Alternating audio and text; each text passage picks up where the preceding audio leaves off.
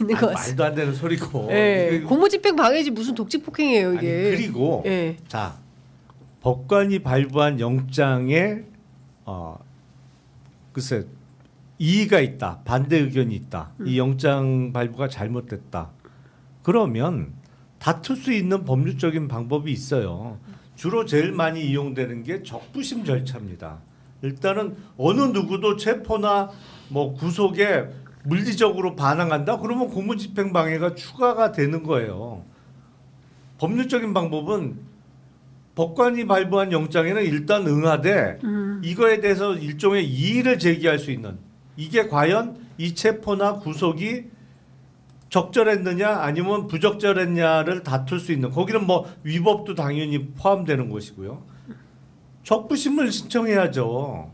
이게 물리력으로 막는다는 거는 어느 깡패 집단도 이렇게는 안 해요. 그러니까 그 선전선동을 우리가 주목할 필요가 없을 것 같아요. 그 사람들이 하는 소리가 정말 그 방송에서 얘기할 수는 없지만 정말 X 소리 아닙니까? 말이 안 되잖아요. 네. 그게 우리가 그 사람들이 지금 하는 말들에 대해서 우리가 저 언론들이 보도를 하는데 저도 이제 몇 가지를 소개해드릴 수밖에 없는데 그 국회에 군대를 보내도 대통령의 통치행위다. 이것은 사법심사 대상이야. 이걸 가지고 뭘 따집니까? 이런 말을 가지고 또 뭐 이걸 논리를 가지고 대응할 필요가 없죠. 또 대통령은 내란죄의 그 주체가 될 수 없다.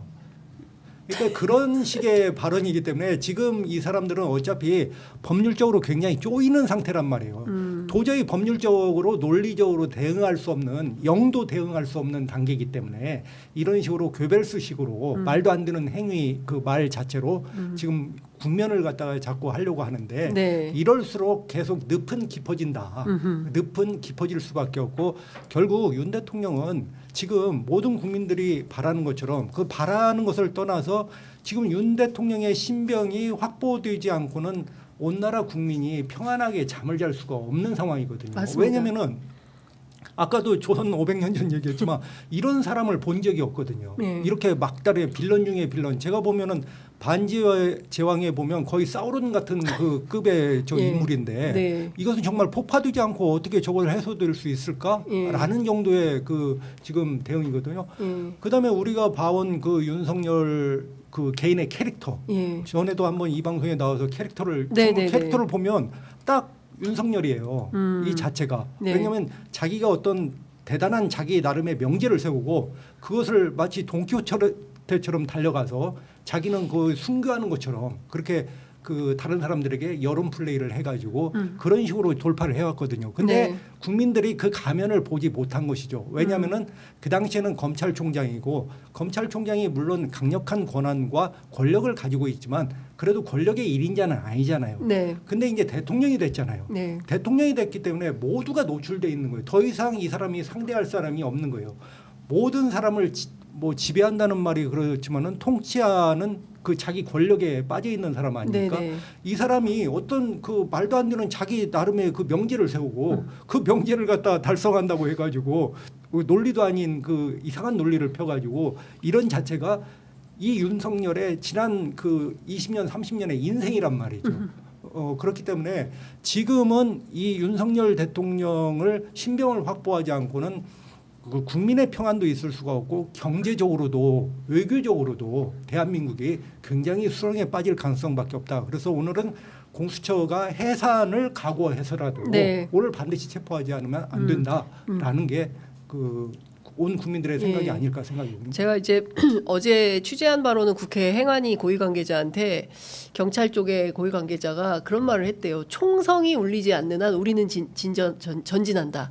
뭐 이런 말을 했다는 거예요. 그러니까 실제로 그 각오로 세게 해보겠다라는 건데 지금 이제 계속 빌미를 만들어서 물리적 충돌을 못 만들고 버티기를 하는 것 같아요. 그러니까 일종의 그 집안에 딱 들어앉아가지고 문 잠그고 그러니까 농성을 하는 거죠. 엄마하고 싸우고 중학생 아들이 지방문 딱 잠그고 들어앉아서 버티고 안 나오겠다. 이제 이런 거예요. 제가 보기에는 참 어른답지 못하고 이게 그리고 바깥에 제가 현장에 갔었는데요. 한 2-3 제가 있었을 때는 새벽역이었기 때문에 한 200-300명 되는 시민들이 계셨어요. 근데 그분들 대체로 연로하신 분들이 많으시던데 그 자기 때문에 그렇게 많은 사람들이 와가지고 있는 것 자체가 참 미안할 것 같은데 뭐 지킵시다 이러면서 와 하고 막 뭐 이러는 건데 지금 나온 소식은 아예 드러눕자 뭐 이런 얘기를 했다는 겁니다. 그래서 공수처장을 또 저 체포해야 된다 뭐 이런 주장도 하고 있고 이렇다는데 뭐 그냥 아무 아니, 말 아무 말 대잔치죠. 아무 대잔치다. 말이나 막 하는 거죠. 거기 있으면서. 그러니까요. 예. 아니, 일단 현직 대통령직에 있는 자도 아무 말이나 막 하고 있는데 뭐 그 앞에 계신 분들이야 뭐 따라하다 보면 아무 말 되는 거죠. 네. 조선 시대 때는 이런 왕이 있었을까요? 글쎄 굳이 찾자면 연산군이 가장 비슷한 예쯤 될래나요? 네. 그러니까 연산군하고 윤산군하고 뭐 비슷해 보이기도 하는데 정말 문명 사회에서는 다시 나올 수 없는 네. 국가 정상이죠. 예, 네. 예. 그렇습니다. 그런데 지금 더 심각한 문제는 끊임없이 이 프레임을 강화시키는 게 국민의힘 같습니다. 앞서도 이제 설명드렸지만 권성동 원내대표가 현직 대통령 체포하지 마라 이런 주장을 하고 있고요. 권영세 비대위원장도 비슷한 맥락의 주장을 하고 있습니다.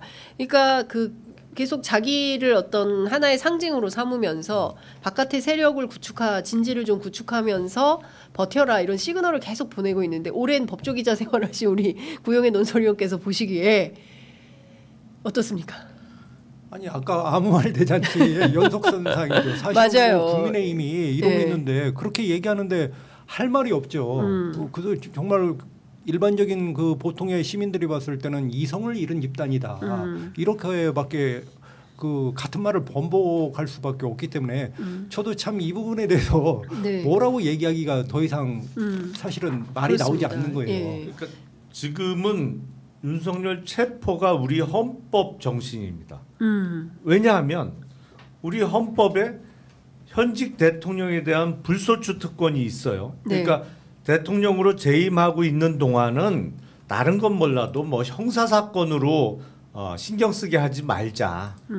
직무에 전념하도록 하자. 그러니까 현직 대통령으로 있는 동안에는 어떠한 잘못을 저질러도 형사적으로 기소돼서 뭐 형사 재판 받을 일은 없어요. 그게 헌법 정신이에요. 단 예외가 내란죄하고 외환죄를 범한 경우에는 예외예요. 그걸 왜 두 가지 경우에만 예외로 규정을 했겠어요. 만에 하나 우리가 헌법을 제정할 때 이런 경우까지 상정했는지는 정말 모르겠습니다만 우리 헌법을 만든 헌법의 아버지들이 참 훌륭하신 분들이었어요. 다른 건 다 일단은 밀어두자. 어떠한 잘못을 저질러도. 비근한 예로 살인죄를 저질러도 현직 대통령이 사람을 죽인 경우에 기소 못합니다. 임기가 끝난 다음에나 형사 절차를 시작할 수가 있어요. 단 사람을 죽인 것까지는 일단 미룰 수 있지만 내란하고 외환을 저지르면 이건 용서 못한다가 우리 헌법 정신이고 그게 헌법 규정에 명백히 나와 있어요. 그렇기 때문에 내란과 외환은 예외로 명시적으로 규정을 해놓은 거죠. 근데 이거는 내란이란 말이에요. 이걸 안 잡아놓으면 우리 헌법을 위반하는 거예요. 이거는 딴 거는 다 일단은 용서하거나 밀어줄 수 있지만 절대로 용서 못한다고 규정한 게 내란과 외환인데 내란을 저질렀잖아요.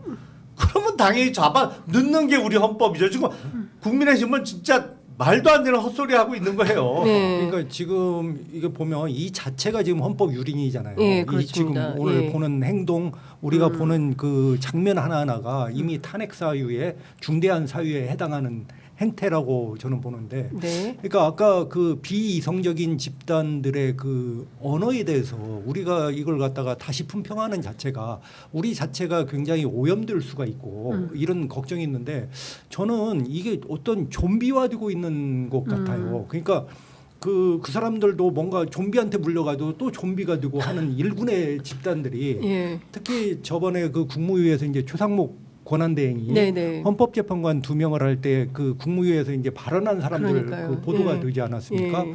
그러면 거기에 이제 방통위원장 직무대리라고 하는 사람, 예. 그 다음에 또 권익위원장이라고 하는 사람, 네.